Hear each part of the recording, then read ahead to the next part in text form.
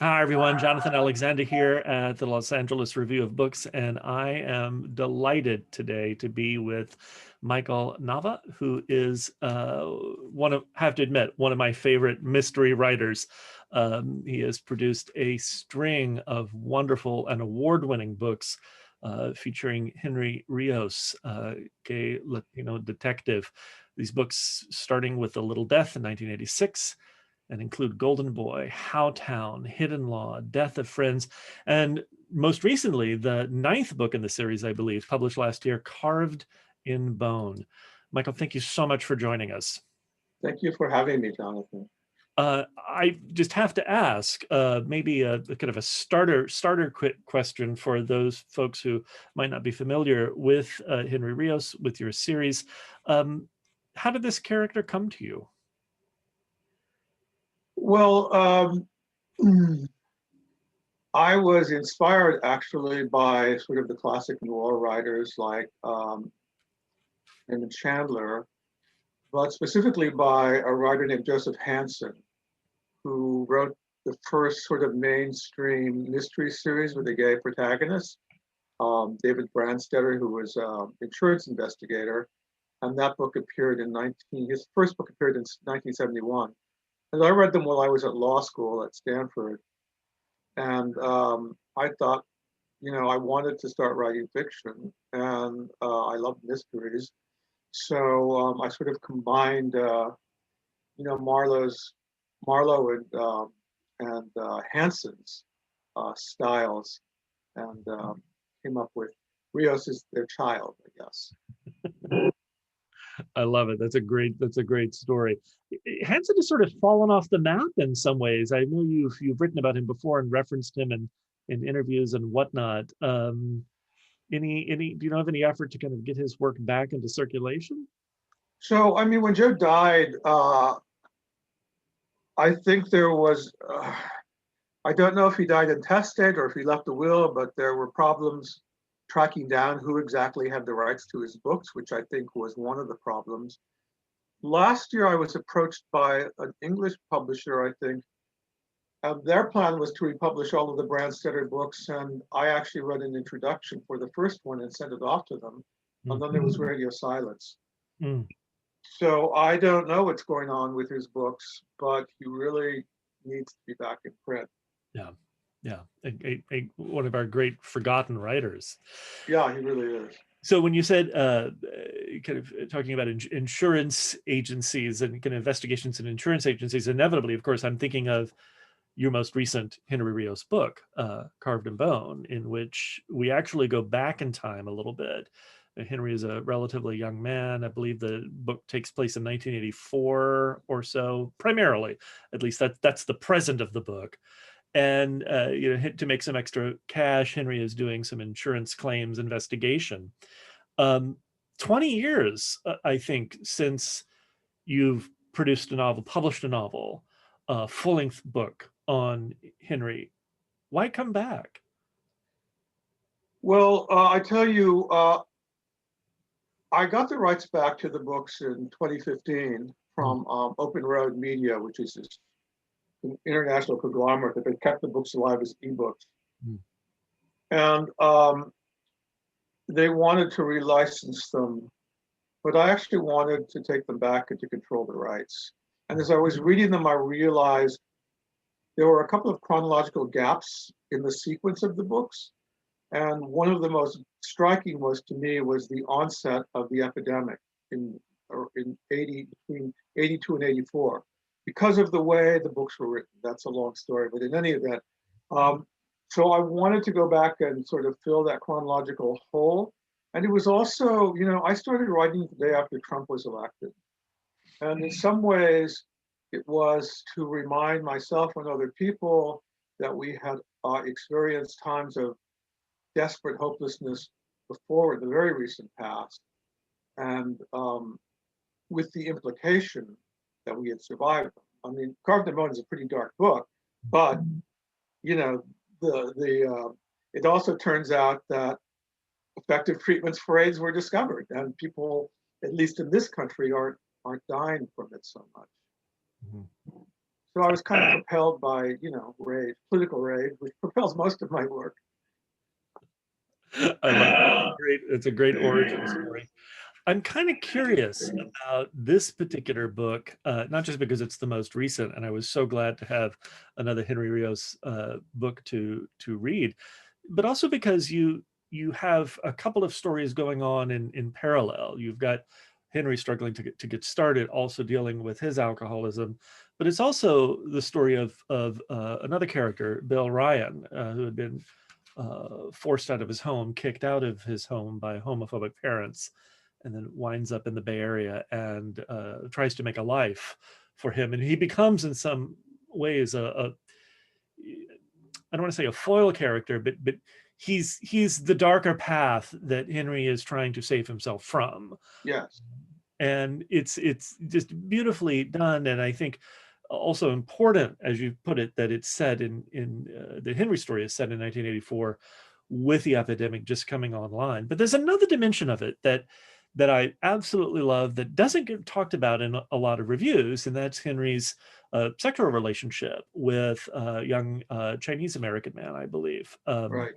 Henry goes to a Chinese restaurant where he's a regular and develops a friendship with a son of the owners. And there, no spoiler alert, sorry folks, but the relationship turns sexual, but it's purely casually sexual. And it's such a wonderful reminder that this is a book about gay men in some ways. And I was wondering about the inspiration for that character, for those for just that relationship. Well, the character of Adam Shu is actually, I rarely base characters on people I actually know because, well, for obvious reasons, no one is ever flattered by the way they're depicted in a book. But Adam was actually based on a friend of mine, Andrew Chu, who was my trainer and who was just a delightful person, and who died at the age of 25 of a heart attack. And in some ways, I wanted to memorialize him. And so Adam's character is very much based on his personality, although I never had a sexual relationship with Andrew. He was a straight boy. But, sex is a major part of what it is to be gay. And, part of Rios's recovery from alcohol abuse and his re-entry into the world is his re-entry into his sexual life. And Andrew does not identify as gay. Andrew identifies as a straight boy who sometimes likes to have sex with men. And it seems to Rios initially that this is a safe relationship for him because there's no possibility of that intense emotional involvement. It would just be sex.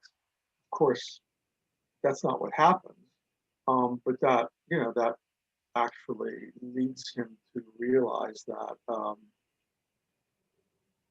he needs more than just sex. He's not a sports sex kind of guy. Yeah. It's a beautiful relationship, even though it's not one that is going to result in a long-term relationship. It's still, I think, there's a definitely handled friendship. And I love that part of what you do, part of their complexity in their relationship is that their sexual dimension or component of their relationship actually seems to arise out of a homophobic slur that Andy makes, and Henry is like, oh, not going to work for me. I can't deal with that. So not to make it up to him, but Andy seems to want to connect and is very sorry for what he had said. So there's so many nuances in that relationship, and I really appreciate you talking about it. Well, I wanted to make it clear to the reader that Adam is a straight boy, and he's in the book he's a weightlifter, and so Rios is asking him, well, where do you work out? And he says, oh, just with a bunch of friends, we lift weights and call each other fag. And he generally doesn't mean to be hurt. He doesn't know at that point that Rios is gay, but it's just something that the straight boy would say. And then when Rios reveals that he's gay and he's really offended by it, that's kind of what that is what triggers their relationship. Not, as you say, as a way of Adam to apologize, but Adam's been attracted to Rios, and this is how he finds out he's gay, by basically offending him by calling him, by using this slur. Yeah. So, as you say, sex important to the gay character. Henry certainly, he has to find his way in part back to recovery, in part at least through his sexuality. Is it difficult to write sex scenes between characters? Well, it is in a way, because the mechanics of sex are fairly, there are only so many things that two bodies can do, male or female, and the mechanics aren't that interesting. What's interesting for me are the emotions that accompany the sex, and the subtler physical sensations. And so I use sex as a way either to develop a character or to move the narrative in a certain direction. And I think that sex is totally legitimate as that technique, because who we have sex with, the way we have sex, what we're thinking about when we have sex, that is as revealing about our character as anything else. And especially when you're talking about the gay male world, where sex is so important and stands in for so many other things. I think it's important to capture those nuances within the act of sex. I speak for different readers who recognize and appreciate the character that you've given us, the way that you've expanded not only our understanding of the world of mystery, of the genre of mystery, but also just for the diversity that you've been able to really introduce and champion into the world of the mystery genre. I'm going to refrain from asking if you've got another Henry Rios book. But I do.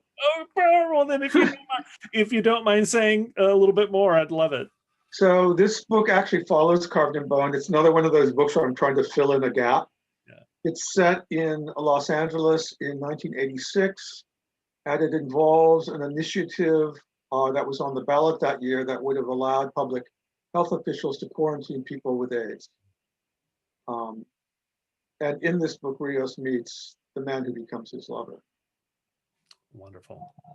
Really looking forward to it. Michael, thank you so much for joining us. We appreciate it. Thank you, Jonathan. Pleasure.